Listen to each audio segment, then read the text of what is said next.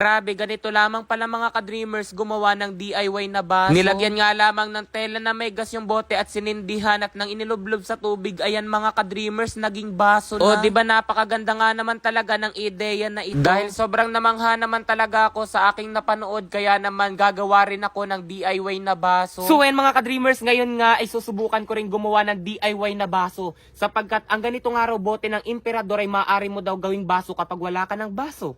Oo, pwedeng-pwede raw. At ang kailangan nga lamang gamitin ay gas. Pero dahil wala akong gas mga ka-dreamers, sa aking palagay maaaring gamitin alternatibo itong alcohol. Kailangan din natin diyan ng maliit na tela, ang maglilikha ng apoy, lighter.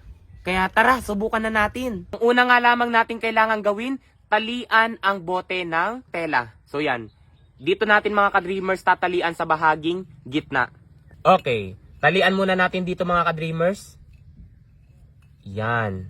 Okay, kailangan tuwid yung pagkakatali para tuwid yung, okay? Kailangan tuwid mga ka-dreamers yung pagkakatali. Okay, iikot pa natin, pagdalawahin natin.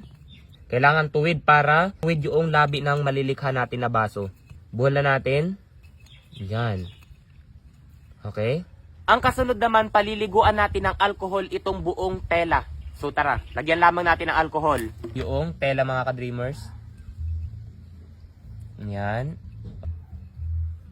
Yon. So yan mga ka-dreamers, finally nalagyan na natin ng alcohol itong tela. Ang kasunod naman natin gagawin ay sisindihan na natin. Gagamit lamang ako ng kapirasong papel.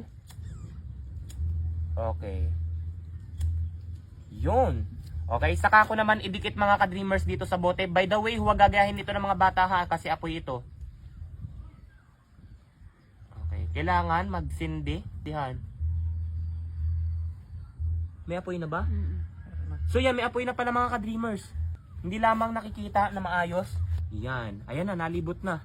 Medyo hindi nga lang nakikita yung apoy. So yan mga ka-dreamers, dahil namatay na nga yung apoy, kasunod naman, isusulbot natin sa tubig. So yan, meron ako rito, isang timbang tubig, isusulbot ko lamang. At kapag nga daw ito isunulbot, ay magkukusa siyang maputol. Subukan natin. Okay. And sulbot lang natin mga ka-dreamers. Tignan nyo. Okay. Okay, ayan na ha, sulbot ko ha. Okay. Oh! So yan mga ka-dreamers, legit na putol natin yung bote ng Emperador. So yan, tingnan natin. Oh! So yan, grabe. Tingnan natin ha, oh. Oh! Tingnan nyo. Get closer. Tingnan nyo mga ka-dreamers. Yan. Ito na nga yung bote ng, ito na yung Emperador. Nakagawa na tayo ng baso. Subalit, ang pagkakagawa ko nga pala ay medyo hiwit. Hindi nagpantay yung pagkakahiwa. So yan. So yan mga ka-dreamers, hugasan ko lamang. Okay, hugasan ko lamang. Oh, di ba? Napakagandang transparent na baso mga ka-dreamers ang aking nagawa. Pwedeng-pwede palang gumawa ka ng DIY na baso sa pamamagitan lamang ng bote ng Emperador. Oh, pwede ka nang magdilig, oh. Oh. Ooh. Pero siguro mga ka-dreamers, tulad nga noong napanood ko, kailangan daw ito ay lilihain. Yung may ikukuskus ka rito para daw maalis yung kasi raw medyo matalas daw itong bote na ito. Oh! 8,400. 8,400. Yan ang total.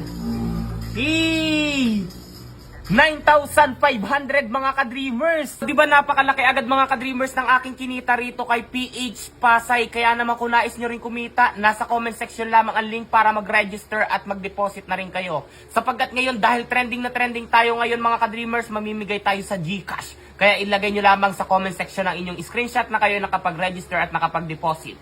So yan mga ka-dreamers, ngayon maglalaro ako rito sa Super Ace. Magbebet tayo mga ka-dreamers dito ng 200 pesos. So yan, gawin na nating 500 pesos. Play! Scatter! Woo! 10 spins tayo mga ka-dreamers. Okay? 1,000. Yeah, 1,000 agad. Hey, one more.